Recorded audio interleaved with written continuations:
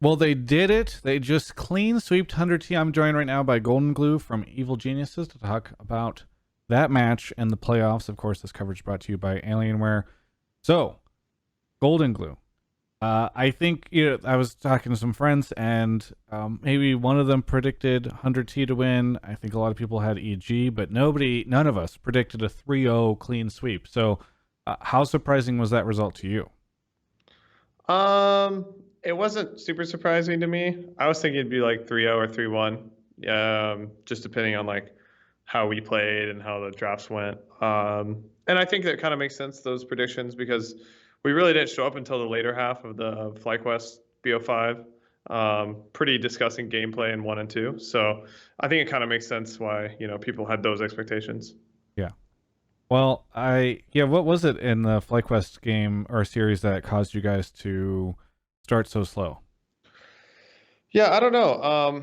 There's a couple things like strategy wise, I don't really want to like disclose. Sure. But it's just kind of just us learning as a team. I would say like what our strengths are and the difference between scrims and playoff matches, and when they count, how we play differently, how we communicate differently. So I think we're just learning how we play as a team, because this is our first BO5. I haven't played BO5 with this team yet, so yeah. Yeah, I mean, what was it like playing best of five with these guys? Do you feel like, because I think there are some teams that perform better in best of ones and some that perform better in best of five. So obviously the first best of five didn't go so well, but behind the scenes, what is it like working with this team and this lineup in longer series?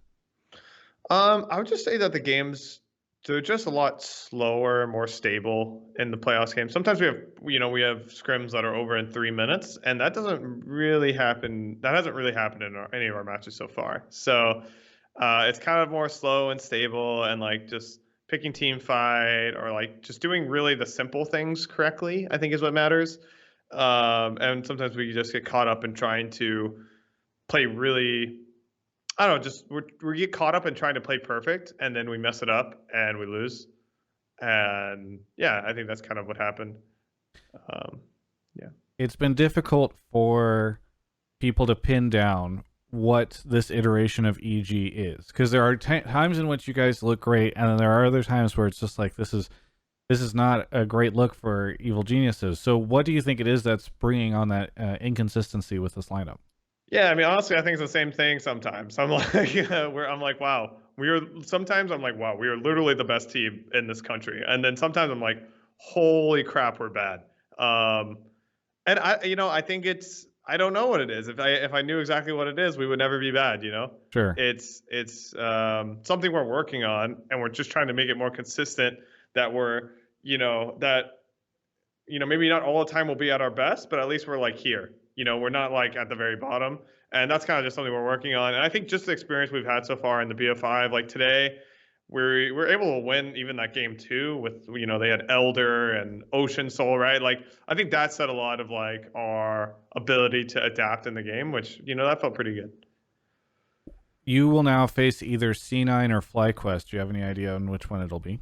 Any guesses? I don't know. They're both really good teams. I kind of want the FlyQuest rematch. I'd probably say it's like maybe I'd give it like 60-40 Cloud9 maybe, but it's going to be close. I think they're both good teams. Yeah. Well, I mean, given that, how do you expect the rematch to go if you guys match back up again? I mean, obviously, I'm guessing you'll say EG will win, but do you think, especially based off of what you were able to learn in that second half of the series, that you should be able to take them pretty easily? I don't know if I'll say it easily. I still think they're a really strong team. I think honestly, FlyQuest. I think a lot of the playoff teams are honestly really good. I do think we'll take them. I'm not going to say it's going to be easy. It could be 3 games, 4 games, 5 games. But I'm pretty confident if we face them again. We were having the upper hand once we kind of figured out how we needed to play versus them. And their one weakness is I don't think they're very flexible as a team. I think they've got really good structure and they're very stable, but I don't think they're very flexible. You just mean in terms of what, picks and stuff and draft? Gameplay, which then is also picks. Yeah, I guess. Okay, so it's just sort of a situation where it's like, okay, if you can just catch them off guard, maybe that's what'll allow you to take the series. Yeah, or if we could, I mean, if we know how they play now. I mean, we already kind of knew how they play, but we know how to, I guess, just get the most out of their play style. and we just know like what advantage they could go for, what kind of we know like what kind of team comps to draft versus them on stage, like what Yeah. they'll lose to, you know.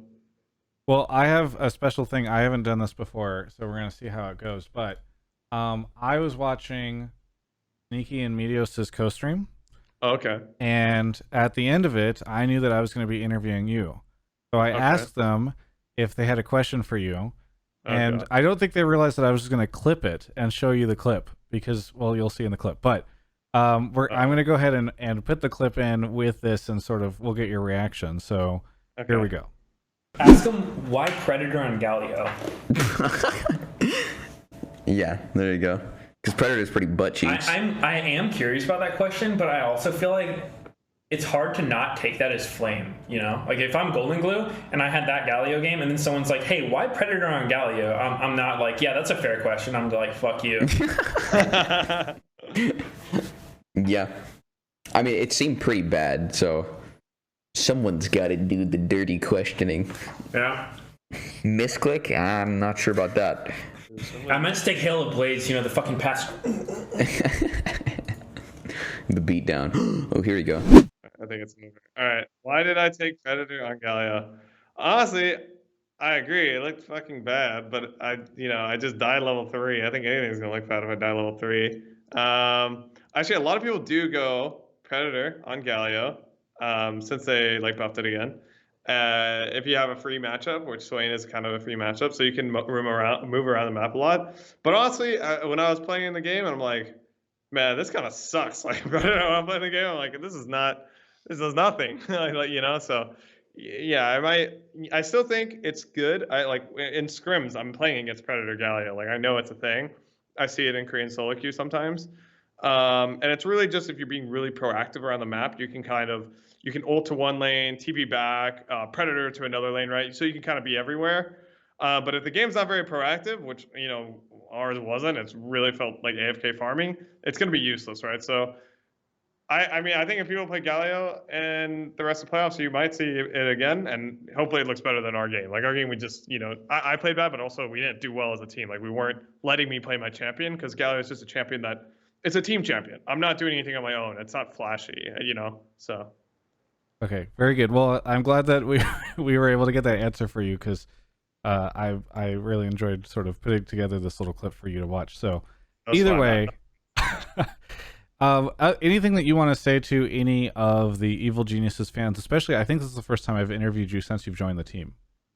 Yeah, I would just say, you know, thank you for, you know, supporting us, supporting the team. I know a lot of people weren't exactly happy with Jizuke leaving the roster, and pretty understandably, I think he's a super talented player. He's been helping me a lot, helping me a lot to improve my own play. But yeah, just like keep giving us chances. I think we're pretty good. And I think I'm just really happy to be playing here with this team and this roster. So it's a good time. I'm pretty happy. Very good. Well, hey, thank you so much, GoldenGlue, for the interview. Congratulations on the big win today. Can't wait to see you guys play next week. And for everyone else, you can check out the rest of my coverage of all things League of Legends right here on my YouTube channel. Hey, thanks so much for watching that interview. Hope you enjoyed it. It's been great to cover playoffs, and it's been really cool to see how people have embraced the content, even though I'm making it not in person over the course of this year.